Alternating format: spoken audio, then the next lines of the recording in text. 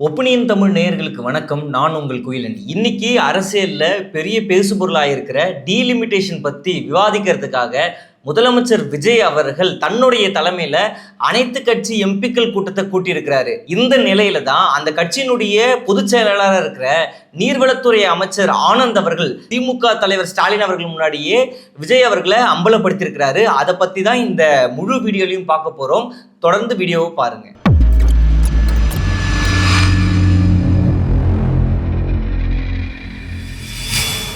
தமிழ்நாட்டினுடைய முதலமைச்சராக இருக்கிற விஜய் அவர்கள் வரப்போற இந்த நாடாளுமன்ற தொகுதி மறுவரை டீலிமிட்டேஷன் பற்றி விவாதிக்கிறதுக்காக ஆலோசனை பண்றதுக்காக தமிழ்நாட்டில் இருக்கிற அனைத்து கட்சி நாடாளுமன்ற உறுப்பினர்களுக்கான ஒரு கூட்டத்தை கூட்டியிருக்கிறாரு.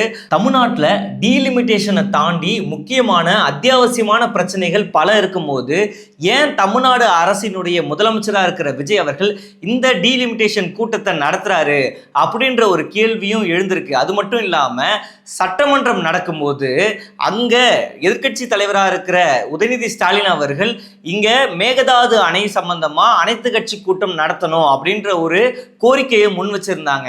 அதற்கான எந்த பதிலுமே இல்லாம நாடாளுமன்றத்துல இந்த டீலிமிட்டேஷனை எப்ப தாக்கல் பண்றோம் அப்படின்னு இன்றைய வரைக்கும் மோடி அரசாங்கம் சொல்லவே இல்லை. டீலிமிட்டேஷன் எப்படி இருக்க போகுதுன்னு நாடாளுமன்றத்துல டிராஃப்டை இன்னும் ஒன்றிய மோடி அரசாங்கம் கொடுக்கவே இல்லை. இப்படி அதோடைய சாராம்சம் எதுவுமே தெரியாம அதை எப்படி எதிர்க்க முடியும்?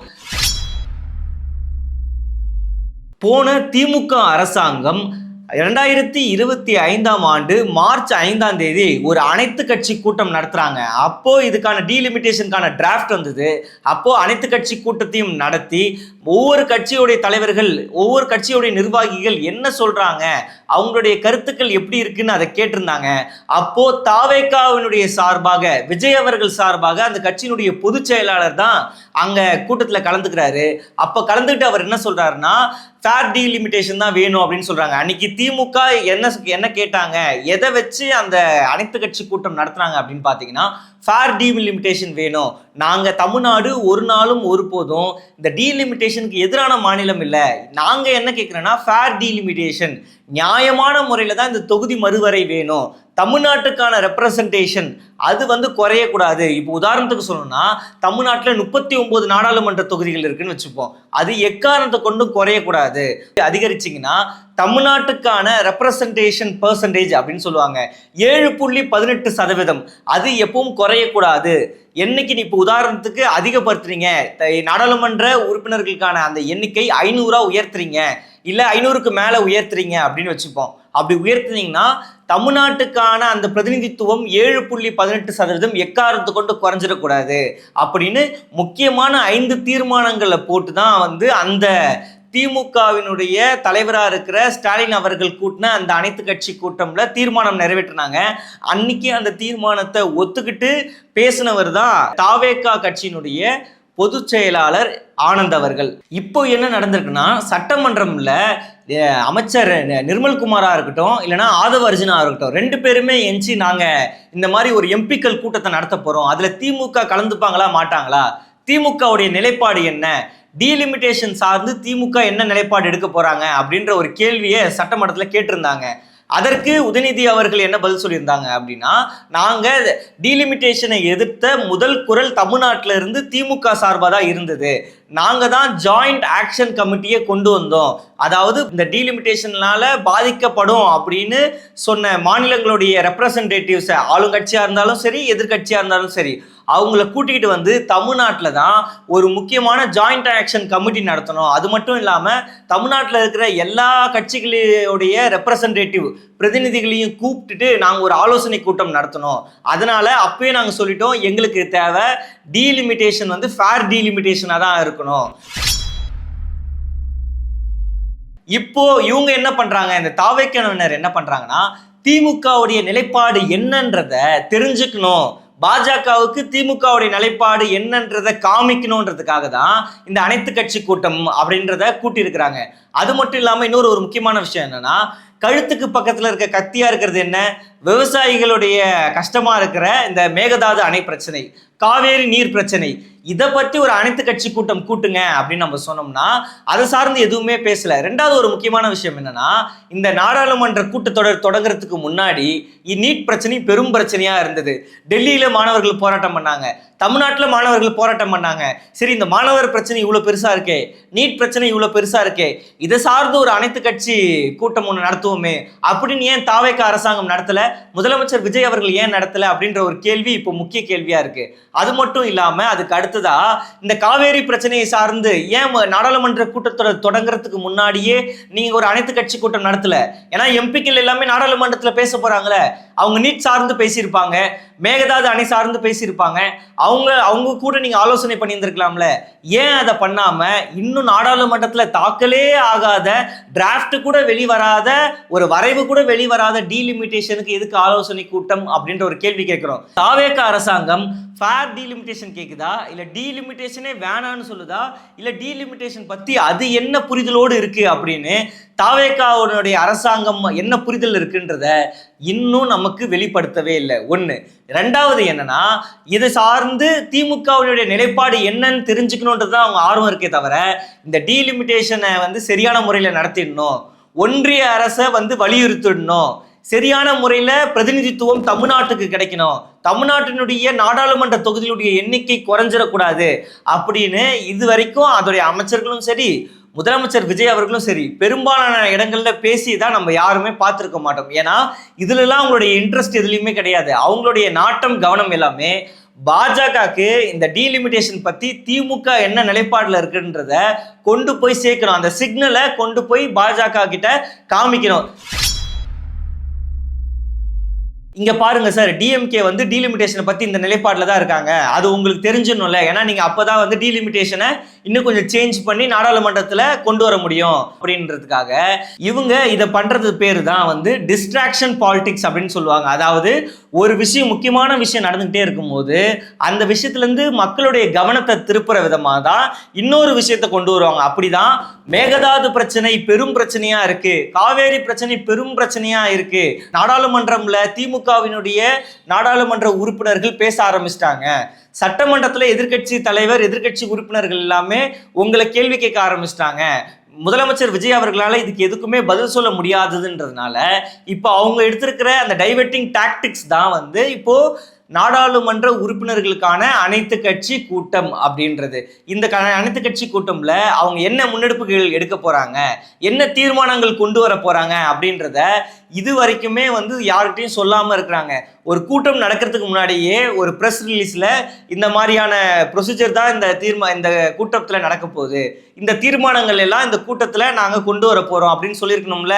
ஆனா நடக்கிற இந்த எம்பிக்கள் கூட்டத்துல அதெல்லாம் எதுவுமே கொண்டு வராமையே இருக்காங்க. திமுகவின் சார்பா அந்த கட்சியினுடைய பொதுச் செயலாளர் துரைமுருகன் அவர்கள் என்ன சொல்றாங்கன்னா, நாங்க டீலிமிட்டேஷனுக்கு எதிர்ப்பான மனநிலையில தான் இருக்கும், அதாவது எங்களுக்கு தேவை ஃபேர் டீலிமிட்டேஷன், தமிழ்நாடோட ரெப்ரசன்டேஷன் குறைஞ்சிடக்கூடாது, அதாவது தமிழ்நாட்டுக்கான பிரதிநிதித்துவமான அந்த 7.18% எந்த காரணத்துக்கு கொண்டு குறைஞ்சிடக்கூடாது, மக்கள் தொகை அடிப்படையில் இந்த டீலிமிட்டேஷனை பண்ணக்கூடாது அப்படின்ற ஒரு சில கோரிக்கைகளை முன் வச்சு ஃபேர் டீலிமிட்டேஷன் நாங்கள் கேட்டுக்கிட்டு இருக்கோம், இதுதான் எங்களுடைய நிலைப்பாடு அப்படின்றத மிக தெளிவா சொல்லியிருக்காரு. அதே தான் உதயநிதி ஸ்டாலின் அவர்களும் அவருடைய பேட்டிகள்லையும் சொல்லியிருக்காரு. ஆனா தமிழ்நாடு அரசின் சார்பா இங்க நடக்கிற இந்த கூட்டம்ல முதலமைச்சர் என்ன நிலைப்பாடுல இருக்கிறாரு, முதலமைச்சரை சார்ந்திருக்கிற அந்த தாவேகா கட்சி என்ன நிலைப்பாடுல இருக்கு, அவங்க டீலிமிட்டேஷன் வேணும்னு சொல்றாங்களா, இல்ல டீலிமிட்டேஷன் வேணவே வேணாம்னு சொல்றாங்களா, இல்ல டீலிமிட்டேஷன் ஃபேர் டீலிமிட்டேஷனா வேணும்னு சொல்றாங்களா அப்படின்னு கேட்டா இது வரைக்கும் வெளிப்படுத்தாமையே இருக்காங்க. ஆட்சிக்கு பல நாட்கள் ஆயிடுச்சு, தமிழ்நாடு அரசின் சார்பா இந்த தாவேகா என்ன முடிவு எடுத்திருக்காங்க, முதலமைச்சர் என்ன முடிவு எடுத்திருக்காரு, எதுக்கெத்தாலும் இந்த சட்டமன்றம்ல எந்திரிச்சு பதில் சொல்லுகிற சிடிஆர் நிர்மல்குமாரா இருக்கட்டும், இல்ல ராஜ்மோகனா இருக்கட்டும், இல்ல ஆதவ் அர்ஜுனாவா இருக்கட்டும், இவங்களாம் பேசியிருக்கலாமே, இவங்களும் யாரும் பேசவே இல்லை. சரி, 2025 திமுக ஆட்சியில் இருக்கும்போது கூட்டப்பட்டிருக்கிற அனைத்து கட்சி கூட்டத்தில் பங்கேற்ற உங்களுடைய கட்சி பொதுச் செயலாளர் நீர்வளத்துறை அமைச்சர் ஆனந்த் அவர்கள் என்ன பதிவு பண்றாங்க அப்படின்னு கேட்டா, அவரும் இது வரைக்கும் ஆட்சிக்கு வந்த பிறகு எதுவுமே பதிவு பண்ணல. அன்னைக்கு திமுக கூட்டத்துக்கு நீங்க எடுத்த அந்த 5 தீர்மானம் சரிங்க, அதை நாங்க ஒத்துக்கிறோம் அப்படின்னு சொன்னாங்க.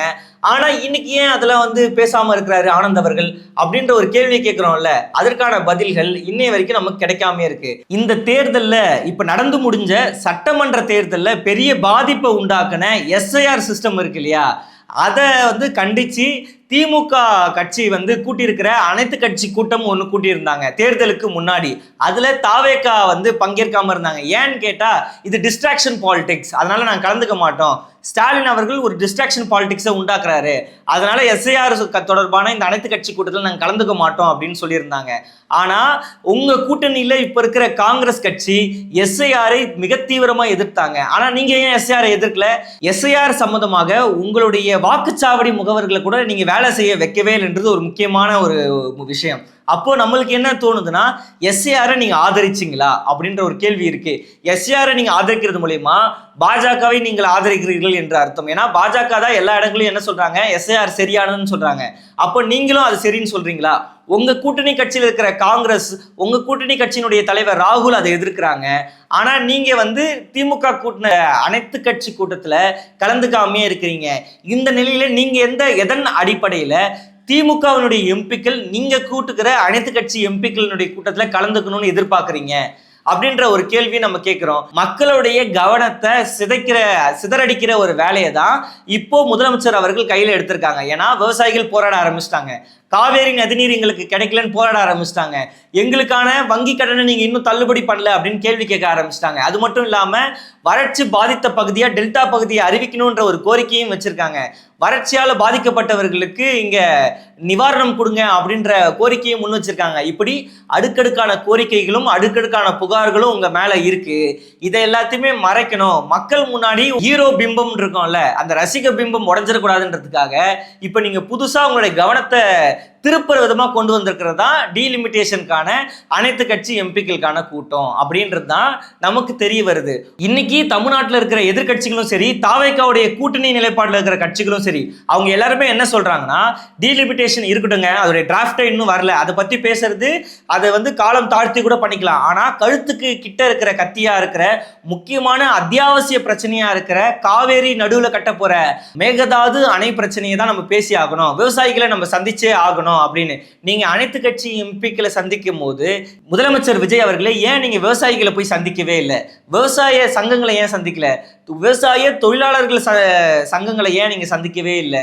விவசாய சங்கங்களுடைய கூட்டமைப்பு கூட்டு இயக்கம்லாம் இருக்கு, அவங்களெல்லாம் கூப்பிட்டு நீங்க பேசியிருந்தீங்கன்னாவே இந்த பிரச்சனையை குறித்து அவங்க உங்களுக்கு ஆலோசனை கொடுத்துருப்பாங்க.